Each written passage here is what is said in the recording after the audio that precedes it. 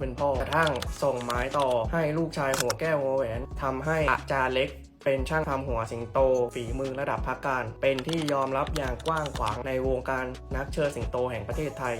ผมโตมากับสิงโตเกิดมาก็เห็นสิงโตอยู่ในบ้านแล้วเพราะพ่อผมเขาทำคณะมาก่อนเปลี่ยนชื่อมาเรื่อยๆจนมากลายเป็นลูกเจ้าพญาปัจจุบันนี้นะครับแม้ว่าแหน่งหัวหน้าคณะจะเปลี่ยนไปสู่มือของลูกชายแต่หน้าที่ของช่างทำหัวสิงโตของอาจารย์เล็กกลับไม่มีทีท่าว่าจะจบเพราะด้วยชื่อเสียงและฝีไม้ลายมือที่ประณีตและยังเป็นที่กล่าวขานทำให้คณะสิงโต